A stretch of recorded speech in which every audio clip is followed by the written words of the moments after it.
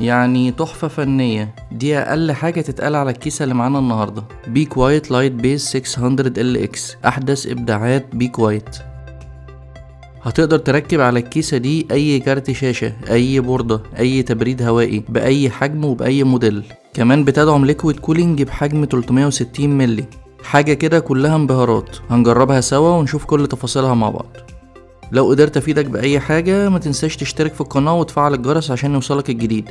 ولو محتاج شرح لأي معلومة تقنية أو مراجعة لقطعة هاردوير اكتب لي في التعليقات على طول يا صديقي. هيا بنا في رحلة شهابية جديدة.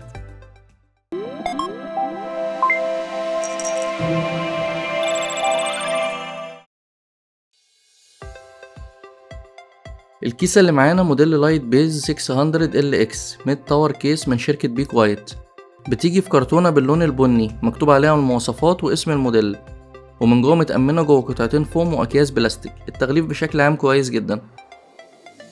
جسم الكيسة والشاسيه الأساسي من المعدن ستيل، وبعض القطع من البلاستيك عالي الجودة ABS، وكله بيجي باللون الأسود.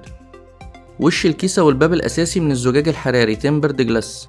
باب الكيسة الخلفي أو الجانبي مصنوع من المعدن وبيجي بنظام المش، ودي نقطة كويسة أوي وجديدة. كله فتحات تهوية وعليها فلتر كمان من جوه عشان الأتربة. النقطة دي مهمة أوي وبتساعد في التبريد لظهر الكيسة اللي شركات كتيرة بتتجاهله. الكيسة اللي معانا دولة شامبر بتيجي بتصميم بشكل الكيوب الجديد، ودي من أحدث الحاجات المنتشرة في تصميمات الكيس.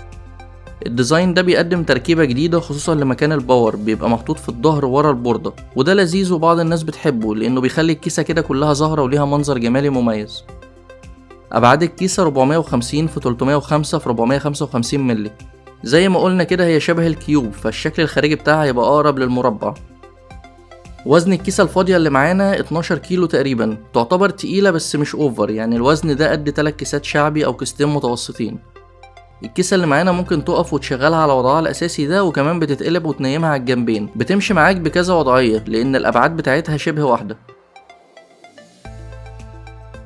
الكيسة بتيجي بأربع مراوح موديل لايت وينجز ال اكس ريفرسد. عندنا 3 مراوح في الجنب وواحدة في الظهر. حجم المروحة 120 ملي. بتنور ARGB ومدعومة على جميع برامج التحكم، شغالة بنظام ال PWM مع كابل باور 4 بن. سرعة دوران المروحة بتوصل 1600 لفة في الدقيقة مع معدل ضوضاء 28 دي بي. المراوح الريفرس دي اللي هي معكوسة كترجمة حرفية، يعني زي ما انتوا شايفين كده شكل الريش بتاعتها ما بيبقاش زي الطبيعية مع دول، لا بيبقى كأنه معكوس، ودي باختصار شديد بتعمل معادلة في الشفط والتهوية، وكل ده مع الحفاظ على الشكل الجمالي للمروحة. نقدر نركب في الكيسة اللي معانا لغاية 10 مراوح، 4 140 ملي و6 120 ملي بمختلف التوزيعات والاتجاهات. الكيسة اللي معانا بتدعم تركيب كولر مائي لغاية 360 سواء في السقف توب أو في الأرضية بوتوم. بنفك السقف عن طريق المسمار اللي في الظهر ده وبيطلع معانا، وبنلاقي تحت منه فلتر كبير عشان الأتربة. بنربط الرادياتير من فوق ونقفل تاني وخلاص على كده. عايز أقول لكم المكان واسع جدا وهياخد أكبر كولر 360 مرتاح. التركيب للكولر المائي هنا عظيم واخد راحته قوي، مفيهوش خناقة تركيب زي كيسات تانية. عمق الكيسة بيدعم كولر هوائي بارتفاع 17 سنتي، يعني اكبر كولر هوائي هيركب معانا مرتاح. المبرد اللي احنا مركبينه ده من اكبر الاحجام في الاير كولرز، بيوصل 16 سنتي، والدنيا كانت تمام جدا والباب قافل مرتاح. عندنا شريط مضيء عبارة عن 4 خطوط بطول الكيسة كلها، بينور RGB وشكله حلو جدا.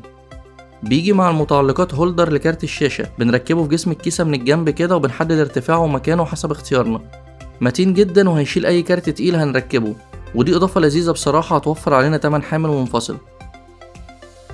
كالعادة ومن أول النقط اللي بدور عليها في أي كيسة براجعها هو المكان اللي ما بين آخر البوردة من فوق ناحية كابلات باور المعالج كده وسقف الكيسة نفسه. الكيسة اللي معانا دي المكان فيها مرتاح جدا، يعني بدخل ايدي بالكامل واقدر اركب اي كابل براحتي، وده زي ما وضحنا قبل كده مش هيجبرك تفك كل حاجة عشان تركب الكابلات، سواء وانت مركب رادياتير مائي او بدون. المساحة كويسة جدا ومرتاحة، ودي من اهم النقط اللي لازم ناخد بالنا منها واحنا بنشتري كيسة. في ظهر الكيسة عندنا 7 اكسبنشن سلوتس، يعني هنقدر نركب اكبر بوردة ATX مرتاح. كمان السلوتس دي بتتخلع ومعانا اوبشن ان احنا نركب كارت الشاشة فيرتيكال. بيجي في الملحقات كل متعلقات تركيب الفيرتيكال. عايز اقول لكم ان دي من اسهل التركيبات الفيرتيكال اللي ممكن تشوفوها. وكمان اضافة حلوة قوي للكيسة انها بتدعم وضعيتين لكارت الشاشة، بس للاسف الكيسة ما بيجيش معاها رايزر.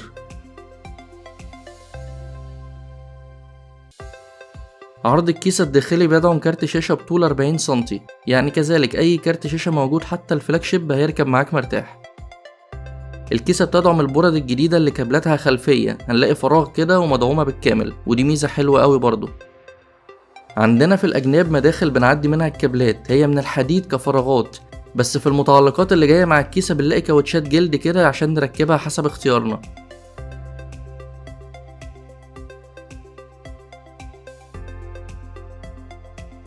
بنلاقي في الكيسة من الظهر تحت خالص كده الجزء الحديد المربع ده، وده خاص بتركيب الهاردات الكبيرة. الكيسة اللي معانا بتدعم تركيب هارد 3.5 انش وهاردين صغيرين 2.5 انش، وممكن كمان نزود المكان لهاردين 3.5 انش واربع هاردات 2.5 انش، بس في الحالة دي لازم يبقى معانا القفص الحديد الإضافي ونركبه. كمان بنلاقي كده في نفس المكان الباب الحديد الطويل ده بنركب فيه الاس اس دي، كمان هو بيقفل على الكابلات وبيظبط معانا المانجمنت قوي. بعد ما بنوصل كل الجهاز بنلاقي كل الكابلات مستخبيه ورا الجزء ده، فانا شايفه مساعد قوي في الكيبل مانجمنت بعيدا عن انه مكان لتركيب الاس اس دي، هيلم معاك الدنيا جدا. مكان الباور سبلاي في الكيسات الدولي تشامبر او الكيوب بيكون في ظهر البورده مش من تحت زي الطبيعي. المساحه معانا هنا تشيل لغايه 200 مللي، يعني كل الباورات العاديه هتركب مفيش مشاكل، بس الباورات العريضه او الاحترافيه شويه مش هتركب، ودي عايز اقولك انها نادره، يعني كله شغال على الباورات العاديه، بس وجب التوضيح. في الكيسة من جوه عندنا 2 هب بيشغلوا المراوح BWM والادريسبل RGB كمان. الهب الواحد فيه 6 فتحات لباور المروحة والإضاءة، يعني معانا 12 مكان هيدعموا تركيب 12 مروحة ادريسبل RGB، كلهم متجمعين وطالع منهم كابل واحد فقط باور وRGB بتوصلهم على البوردة، مع كابلين باور ساتا لكل واحد هتوصلهم على الباور مباشرة وشكرا على كده. دي حاجة عظمة بصراحة، يعني الإضافة دي بتتباع بفلوس لوحديها في كيسات تانية زي البرايم بوكس وغيره، فالموضوع ده مهم قوي وهيوفر عليك كتير، لأنه مهما كانت بوردتك اقتصادية حتى لو فيها مخرج واحد هتقدر توصل لغاية 12 مروحة بالإضاءة بتاعتها. من التركات المميزة برضو اللي بيك وايت مراعياها في التصميم ده هي ان الكابلات الصغيرة بتاعة الباور سويتش وكل الحاجات دي مش بتيجي بالتصميم المعتاد كل واحد لوحده، لا هنا هو حللك مشكلة تركيبهم خالص، عاملهم لك في كابل واحد شبه بتاع اليو اس بي كده، هتوصلوه مباشرة في المكان بتاعه وهيشتغل تلقائي كله بالترتيب بدون ما تشغلوا بالكم بقى بترتيب والقصص دي. باقي الوصلات السريعة بنلاقي يو اس بي 3 تايب A وتايب C بالاضافة لوصلة اوديو. من فوق عندنا 3 زراير، الباور وده زرار تكته مميزة ومربع كده بيجي في النص، وزرارين صغيرين واحد للريست والتاني ليد بنغير منه الاضاءات، و3 مخارج يو اس بي 3 2 تايب A وواحد تايب C، وفتحة 3.5 مللي للمايك والاوديو مع بعض. مكان تنظيم الكابلات في ظهر الكيسة كويس جدا، يعني في تجويفات كده بيعدي منها الاسلاك مهما كانت كبيرة، فالدنيا مرتاحة قوي في ظهر الكيسة، مش هتشوف اي سلك خالص مهما كانت اسلاكك كتير. قواعد الكيسة عبارة عن رجول كده بتتفك وتتركب وبتلف معاك بالكامل، بنلاقي فيها كاوتش جلد من تحت كده عشان تثبت كويس على المكتب، خاماتها قوية وبريميوم قوي فصعبة تتكسر بسهولة. نقدر نغير مكان الرجول حسب اللاي اوت او شكل التجميع اللي عايزينه، زي ما قلت لكم الكيسة بتشتغل ب3 لاي اوت سواء واقفة او على الجنبين، في شكل واحد بس انا بفضله وبشتغل بيه اللي هو الشكل الطبيعي ده، بس هي ميزة معاك واوبشن لكل الاذواق. الضمان من شركة بيك وايت لمدة 3 سنين، ودي فترة كبيرة قوي بتعبر عن ثقة في الجودة. سعر الكيسة $160 يعني حوالي 8300 جنيه مصري، ومتوقع تغير في الأسعار حسب ظروف العملة في كل بلد. جهاز التجربة بتاعنا بالمواصفات الظاهرة على الشاشة، والتجربة كانت في حرارة الغرفة العادية بدون أي تكييف. استخدمنا في التجربة باور من شركة بيك وايت موديل ستريت 12 بقدرة 1500 واط ومعيار كفاءة 80 بلس بلاتينيوم. الباور اللي معانا فول موديولار بيجي بمخرجين ATX3 PCI Express 5 الجديد، الكابل الواحد قدرته 600 واط، يعني هنقدر نشغل كارتين 4090 مرتاح، خلي بالك من الارقام اللي بتتقال دي بس عشان في كلام كبير. الباور بيجي معاه كابلات كتيرة جدا لكل الاستخدامات وزيادة كمان، على سبيل المثال معانا 4 كابلات 8 بن لكارت الشاشة بس، غير الاتنين ال600 اللي احنا قلناهم فوق. المكثفات يابانية بالكامل هاي اند 105 درجة. الباور شغال بتقنية الفول بريدج LLC، ودي من أحدث وأفضل التقنيات العالمية، بتدينا كفاءة واستقرار للأداء تحت ضغط. كمان الباور ده بيجي بمروحة سايلنت وينجز 135 مللي شغالة بتقنية FDB، يعني عايز أقولك إن ده تبريد بتاع كولارات أصلا مش باورات خالص. كمان كابل الباور اللي جاي معاه غريب وكبير كده عن الطبيعي شويتين وتقيل، شغال 16 أمبير و250 فولت، ودي أرقام عالية جدا. حتى زرار الباور نفسه اللي في الباور من ورا مش طبيعي وحجمه كبير برضه، كل دي تفاصيل طبعا متراعية قوي من بي كوايت عشان تناسب القوة الجبارة اللي الباور ده بيقدمها. طبعا معانا خصائص حماية احترافية زي الحماية من انقطاع التيار والحرارة والضغط المفاجئ وغيرهم كتير، والحماية الأكبر هي إن الضمان بيجي لمدة 10 سنين كاملين. الباور غني عن التعريف طبعا ومصنف عالميا من التوب 10. سعر الباور $380 يعني ما يعادل 19500 جنيه تقريبا، ومتوقع تغير في الأسعار حسب ظروف العملة في كل بلد.